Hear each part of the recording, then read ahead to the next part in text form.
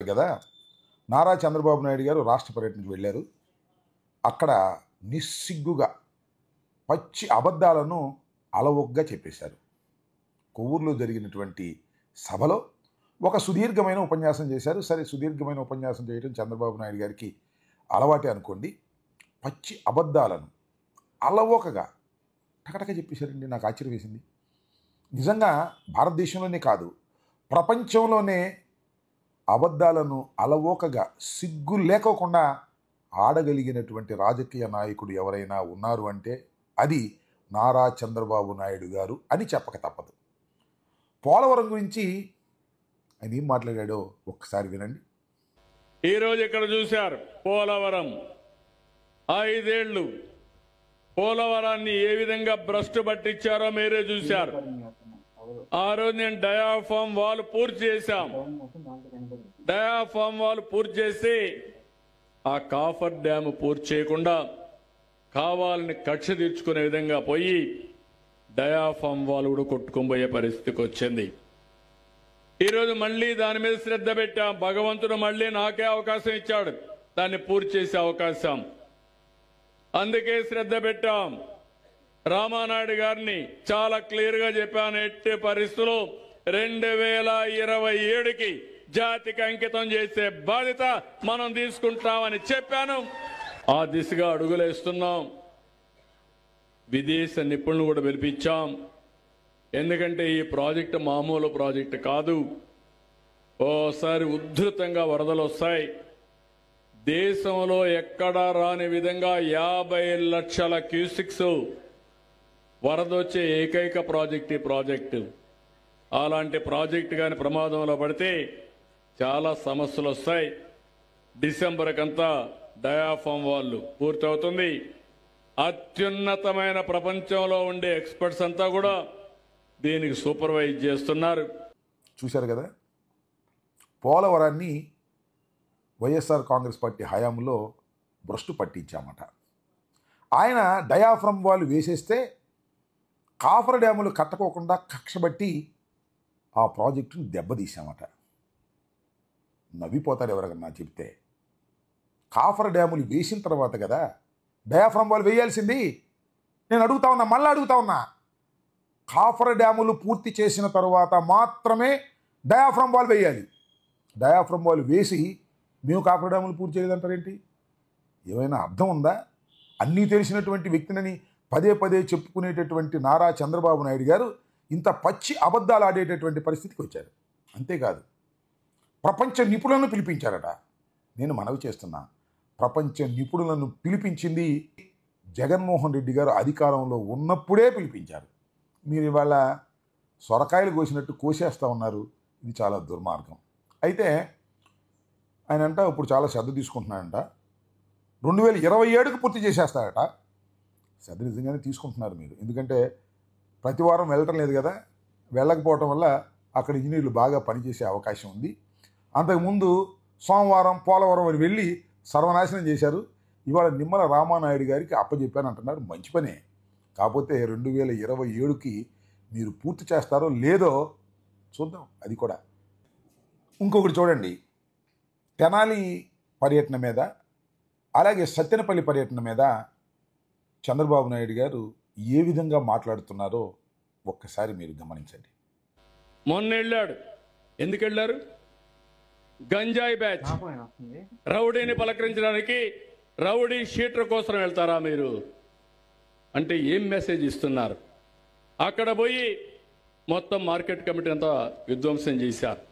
నిన్న పోయారు. 1 సంవత్సరం మునుపు చనిపోయాడు. నేను ముఖ్యమంత్రి కాల అప్పటికి.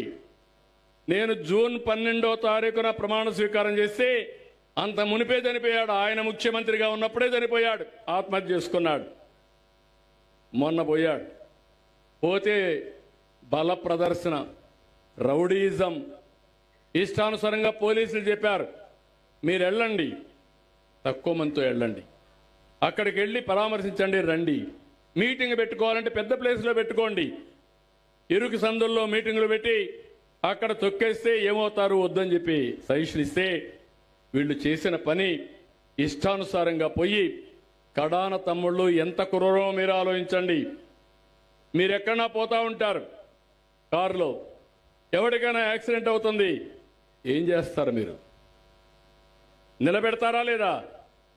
మానవత్వంతో హాస్పిటల్కి తీసుకుపోతారా లేదా? మీరు ఏం చేస్తారా? చేస్తారా లేదా?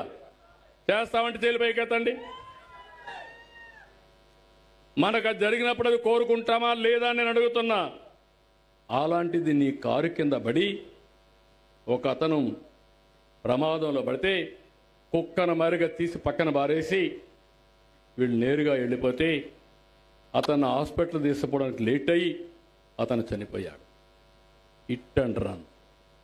అంటే నీకు మనుషుల యొక్క ప్రాణం అంటే విలువే తెలియడం లేదు. ఏమంటున్నారు? నా కారు కింద పడలేదని ఇంకో కారు కింద పడ్డారని రెడీ చేశారు సాక్ష్యాల్ని. భగవంతుడు ఒకసారి పంపిస్తూ ఉంటాడు. ఈసారి నేను ఏమాదలుచుకోవాలా? నేను అంతా ఇన్ఫర్మేషన్ సంపాదించమంటే మా పోలీసులు తీసుకుంటే క్లియర్ కట్గా ఫారెన్సిక్ ఎవిడెన్స్లో కూడా సాక్ష్యాలు వచ్చాయి. ఈయన కారు కిందనే పడ్డాడు, వీళ్ళు లెక్క పెట్టుకోలేని చెప్పి చాలా క్లియర్గా వచ్చింది. ఎవిడెన్స్ ఉంది, వీడియోస్ ఉన్నాయి. చూశారు కదా, తెనాలి గంజాయి బ్యాచ్ని పలకరించడానికి వెళ్ళారట. గంజాయి బ్యాచ్ కాదు అది. మీ పోలీసులు అతి దారుణంగా కొట్టినటువంటి వ్యక్తులు. మేము పదే పదే చెప్తున్నాం, వారు గంజాయి బ్యాచా రౌడీలా వేరే అంశం. పోలీసులు చట్టాన్ని తమ చేతుల్లోకి తీసుకున్నారు కాబట్టి అది తప్పు అని ప్రపంచానికి చెప్పడం కోసం జగన్మోహన్ రెడ్డి గారు వెళ్ళారు, వారిని పరామర్శించారు. అక్కడికి వెళ్ళి మార్కెట్ యార్డ్ అంతా తొక్కేశారంట. ఇది కొత్త విషయాన్ని చెప్తున్నాడు. ఈ విధంగా చంద్రబాబు నాయుడు గారు ఎక్కడ సందు దొరికితే అక్కడ జగన్మోహన్ రెడ్డి గారి మీద బురద జల్లేటటువంటి కార్యక్రమం చేస్తున్నారు. అంటే జగన్మోహన్ రెడ్డి గారు అంటే భయపడుతున్నారనేది చాలా స్పష్టంగా అర్థమవుతుంది. రెండో అంశం, సత్తెనపల్లి వెళ్ళారు. సత్తెనపల్లి వెళ్ళినప్పుడు ఏదో చెప్తున్నాడు, సంవత్సరం క్రితం చనిపోయాడు, ఇప్పుడు వెళ్ళాడు అని. ఇప్పుడు చనిపోయాడు అనేది కాదు ప్రశ్న. ఆయన విగ్రహాన్ని ఆవిష్కరించాలనే ఉద్దేశంతో వెళ్ళారు. ఆయన్ని బెట్టింగ్ బ్యాచ్ అని కూడా ప్రచారం చేశారు. పైగా పోలీసులు తక్కువ మంది వెళ్ళమన్నారు, ఇరుకు సందుల్లో వెళ్ళొద్దు అన్నారు అని చెప్పారు. ఇరుకు సందుల్లో వెళ్ళేది నువ్వు. ఇరుకు సందుల్లో బహిరంగ సభలు పెట్టి అనేక మందిని పొట్టన పెట్టుకుంది నువ్వు. ఇవాళ చంద్రబాబు నాయుడు గారు అంటున్నారు, ఆ కారు కింద పడితేనట జగన్మోహన్ రెడ్డి గారు చూసి కూడా వెళ్ళిపోయాడు. ఇది మానవత్వమా తమ్ముడు? ఇది ధర్మమా తమ్ముడు? చెప్పండి. మరి ఇది ధర్మం కాదనే వాళ్ళు చేతులు పైకెట్టండి అంటున్నాడు. అదో కామెడీ మళ్ళా మధ్యలో. ఏమి నాకు అర్థం కాలేదు. ఒకే ఒక్క విషయాన్ని నేను చెప్పదలుచుకున్నాను. మేము ఏదో ఇంకో నాటకాన్ని తయారు చేశామని, వేరే కారు కింద పడ్డారని మేము ప్రచారం చేస్తున్నామని చెప్పారు. అయ్యా చంద్రబాబు నాయుడు గారు, నువ్వు అబద్ధాలు ఆడతావు కానీ మా ఎస్పీనే చెప్పాడు, కారు నెంబర్ కూడా చెప్పాడు, ఆ కారు కిందే పడ్డారని కూడా చెప్పారు. దాన్ని ఏమంటారే నాకు అర్థం కాలేదు. ఇవాళ నువ్వు మాట మార్చేస్తున్నావు కదా. ఫోరెన్సిక్ ల్యాబ్ యొక్క ఎవిడెన్స్ కూడా ఉందంటున్నావు, రిపోర్ట్ కూడా ఉందంటున్నావు. అయ్యేమైనా ఉంటే కోర్టులో ప్రజెంట్ చేయాలి తప్ప ఇలాంటి బహిరంగ సభలకు వచ్చి నువ్వు చెబుతున్నావు అంటే ఎంత బుద్ధి మారిన పని చేస్తున్నావో అర్థమవుతుంది.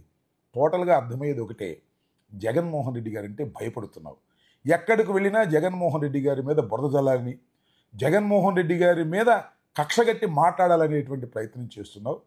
ప్రజలు దీన్ని అర్థం చేసుకుంటున్నారనే విషయాన్ని కూడా దయచేసి మర్చిపోవద్దని కూడా ఈ సందర్భంగా నేను చెప్పదలుచుకున్నాను. Stay aware, stay bold. Like, subscribe and follow at Ambati Rambabu Official for truth and clarity in today's politics.